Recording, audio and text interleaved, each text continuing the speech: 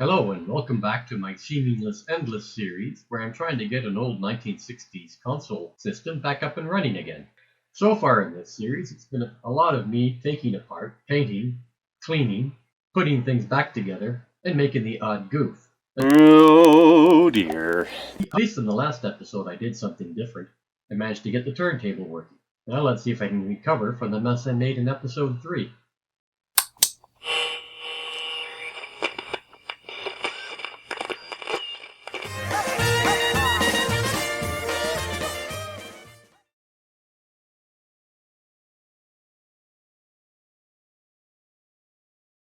Well, with the turntable all fixed up, it's time to return to the chassis.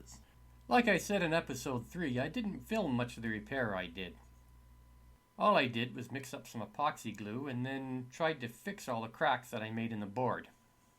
As you can tell from the photo, I basically blotched everything together. I must have failed gluing class back in grade 1. It was anything but a clean fix.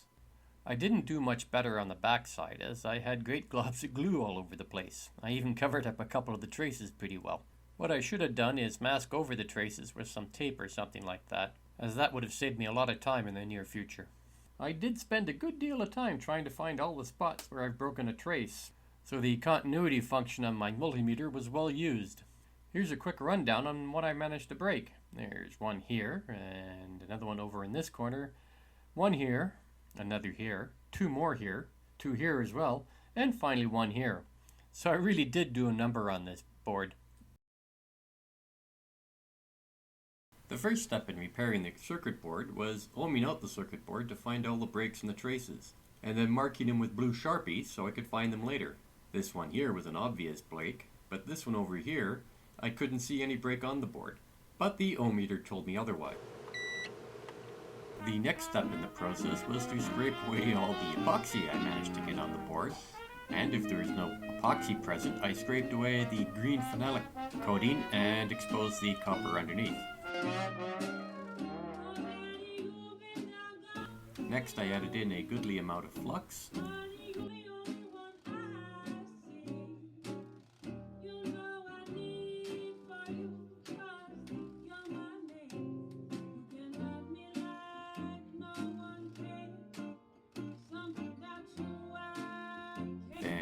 Tinned the exposed copper with a soldering iron that had a nice little ball of solder on it.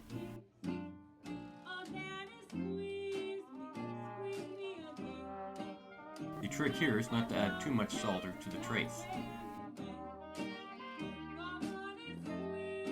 Then another good lather of flux.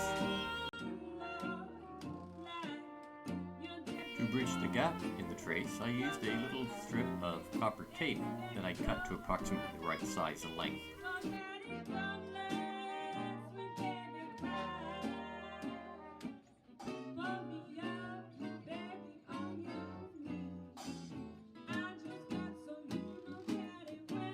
Next, I tack down one side of the tape.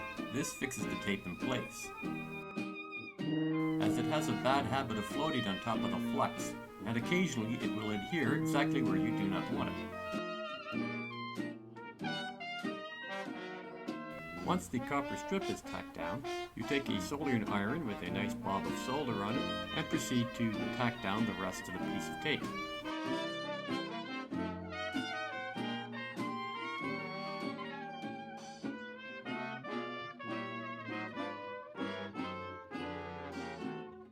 It is a straightforward process to fix these traces.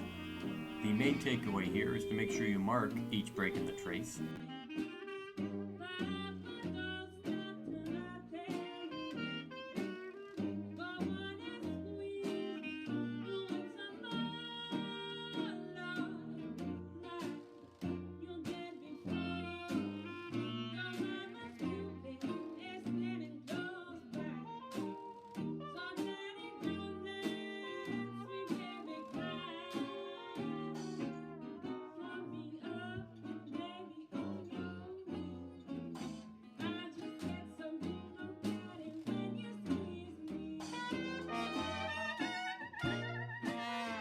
Do not try to fix more than one break at a time, or if you do try to fix more than one, make sure they're very close together.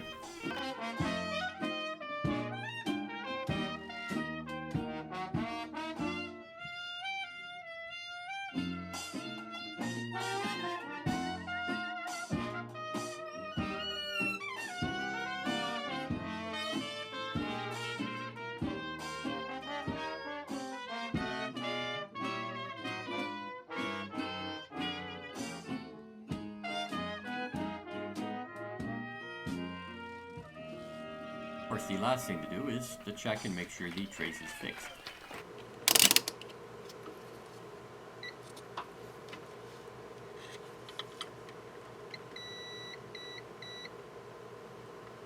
After all the traces were fixed, I replaced that 10K resistor I broke, and then I put Humpty Dumpty back together yet again.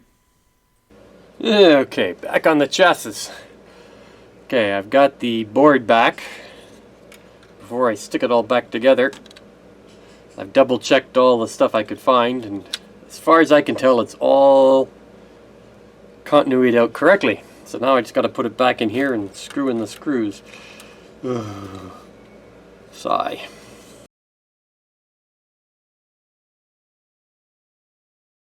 Now we come to the part where I proved Dunning and Kruger correct. No sooner had I put it all back together that I immediately tried to start her up again and see if I could get it working. And guess what happened? No, don't say that. Peanut butter sandwiches.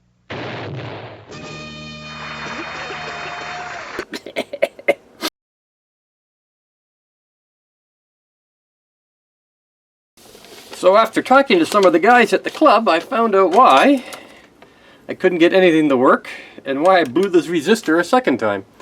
Well, I kind of read the schematic wrong.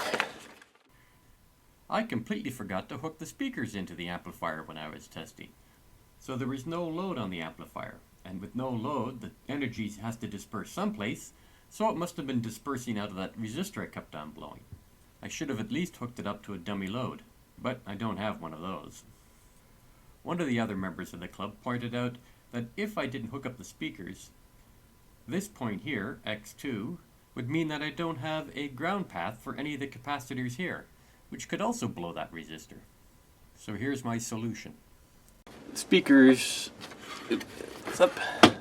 hook in here, and they're also connected directly to the box itself, so I either got to take them out of the box, the old cabinet, or do something else. Fortunately, back in the back room, I got some of these old connectors I picked up from one of the old guys at one of the jumble sales, and I made myself an extra long extender one, male-female. Just happened to have two of the right size. So I'll hook this in, and I'll be able to hook up the speakers correctly. Let me get that out of there, fix that. Fix this resistor one more time, and we'll give it another test. Okay, almost all ready to set it up. I've got a monitor here, which is actually the power cable going out. I can monitor the power going in with this voltmeter on 3 and 4 if I can see them. 4 and 5 should be the cathodes on this. There's 4. There's 5. Oh, those are handy, these things. Getting nothing. I turn the switch on and get a little something. Alright. It's on the dim bulb.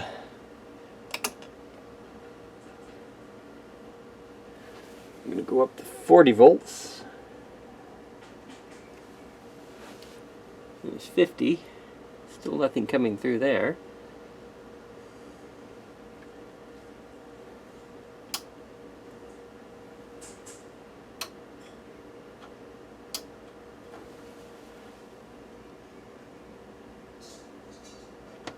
And 75. Still nothing coming through.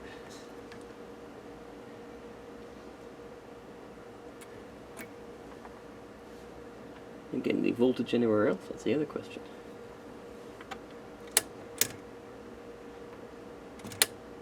It's off.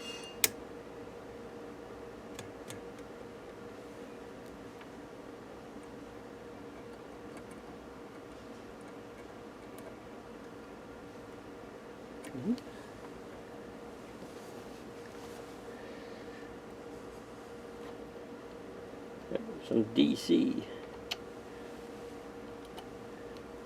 across here at all?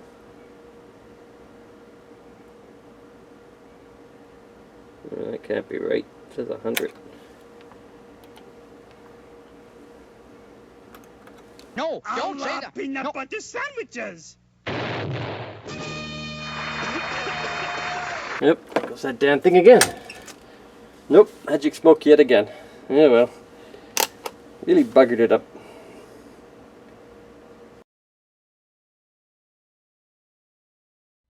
Well, I checked everything yet again, and I did find one capacitor that was out of place.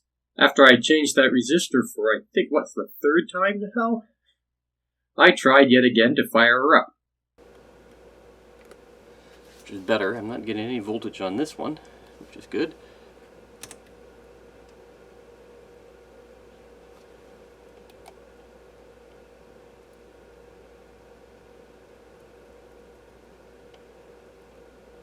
No, don't say that. Peanut No. butter sandwiches.